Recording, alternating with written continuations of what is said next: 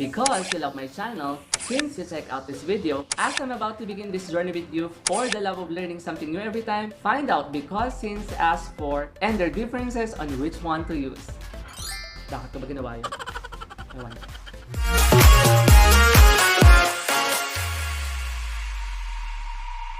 Hi, I'm Rev and welcome back again. Welcome back to Lesson Bites, and today I'm going to tell you about 4 useful words ng pagdadahilan or reasoning. Ay, padigis. Breastfeeding ka, girl? Very few clearly understand this, but don't underestimate the power because you might sound more convincing as you get familiar with it. Let me know your thoughts on Instagram and Facebook, and follow my story quizzes to get updates on these lesson bites. And stay tuned until the end of this video to see if you are today's Shut Up winner. Before we start, make sure to subscribe and hit that bell button para lagi kang updated. Also, give it a like and a comment. Feel free na sabihin what you like and don't like about this lesson, or just any thoughtful message that you want in order to be featured in my next video like them.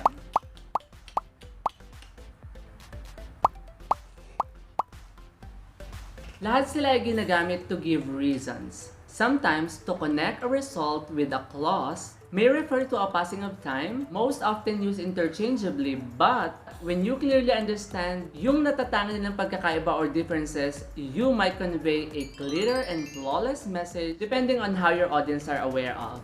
Kadalasan, because ang ginagamit natin than as and since, when we want to focus on the reason, and yung taong kausap mo or your audience has no idea of the situation that you want to emphasize. I want to study and learn because I have dreams. When we want to give extra focus on the reason, pwede nating ilagay ang because clause at the beginning of a sentence. Because I have dreams, I want to finish my study. But notice that you have to put a comma after your reason why you want to finish your study. Notice that here, your audience has no idea of the situation why you want to finish your study. Hence, the use of because. We use as and since naman to focus on the result rather than the reason of your sentence. They are more formal than because, and your audience might have a little idea about the situation. As it was getting dark, we decided to bring an umbrella. As everyone already knows each other, there is no need for introduction. In here, you will notice that you use as because kahit papaano, may alam na yung kausap mo. Or your audience na dumidilim na, that's why you both decided to bring an umbrella. In the second sentence, lahat sila kilala na ang isa't isa kaya hindi na kailangan mag-introduce pa. On the other hand, since naman ang mas nababagay if you want to focus on the result and may passing of time na sa idea, which can generally mean after o pagkatapos. May panahon na yung cause o dahilan ng resulta. Since they are in a relationship for 10 years, they decided to get married. Oh, sana all tumatagal ng 10 years.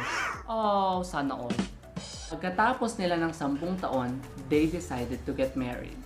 Since you ate all the popcorn last night, we don't have anything for tonight. May panahon or time na involved na sa cause or reason. Natapos mo nang kainin lahat kagabi eh. So, wala na for tonight. Pwede din namang because. However, the reason is already known to the listener. Alam na ng kausap mo yung dahilan. We often use as and since clauses sa umpisa ng pangungusap. Just remember to add a comma.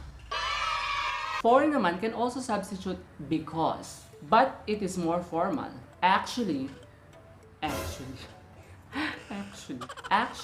the most formal of them all. It also introduces a reason to the listener or audience. Kaya lang, hindi siya pwedeng gamitin sa umpisa. And it's not normally used in speech or normal conversation. Sige, daan pa. Ang ingay. Kasar. Or informal or creative writing siya kadalasan gamitin. Gaya na lamang sa Biblia. For God so loved the world that He gave His only begotten Son. She locked herself up in her room and cried, for her heart had been broken. Char. Quite formal, right? You wouldn't normally hear na gamitin niya ng marami. Normally, people would say because her heart had been broken. But we can still use for. Another example, I decided to take up teaching for I was afraid of blood. So, I decided to take up teaching because I was afraid of blood. For I was afraid of blood. Practice time! Take a look at these other examples and identify which should be more proper to use among because, since, as, or for. Chad can go to the market, blank, he has a GCQ pass.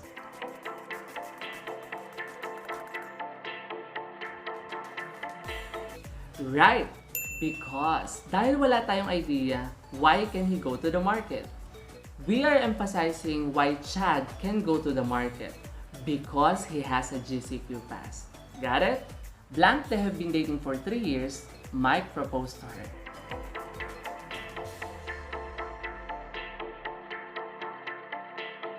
Awesome! Since is the right answer because it generally refers to a time that has passed or tapos na, dating for 3 years. This is to state the result ng pagpropose ni Mike to her. Since they have been dating for 3 years, Mike proposed to her. Got it? Blank, you know the way. You should definitely lead us and drive the car.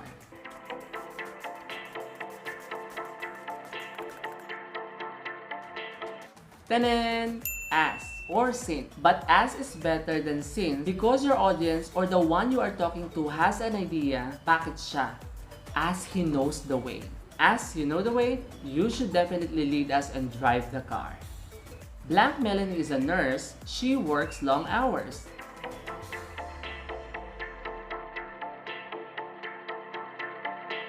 Correct. Since naman ang sagot. Pwede rin namang because if you want to emphasize the reason why she works long hours. However, Hey! Ba't ka maingay dyan? Nagre-record ako! since may be better to focus on the result why she works long hours. Since Melanie is a nurse, she works long hours. Johnny eats his breakfast in the car, blank, he was driving to school.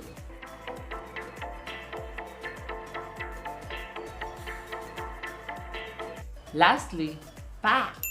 As is the answer here. If palitan mo to ng because, it would definitely change its meaning. Na ang nagiging dahilan kung bakit siya kumakain sa loob ng car, dahil nag-drive siya to school.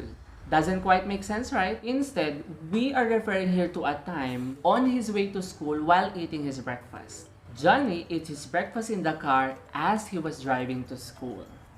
Balikan natin yung post ko before this video. DepEd decided to postpone the opening of classes, blank, it is not yet safe.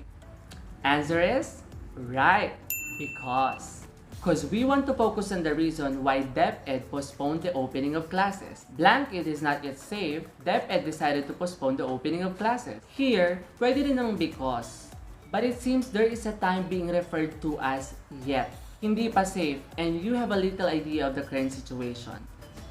So better to use since. Ang ingay! Ang mga dumadaan na tricycle. Akasar. Did you get everything right? Which part of this ang di mo masyado na-gets? Let me know in the comment section because I definitely read and reply to all of your messages. Anyway, with that, I hope you learned something new again, and here's today's shout out winner. Congratulations! Hit that subscribe and click that notification bell para lagi kang updated. Feel free to leave any message as well, so you can be featured in my next video or probably be the next shout out winner. That's it, and I will see you in the next one. Class dismissed.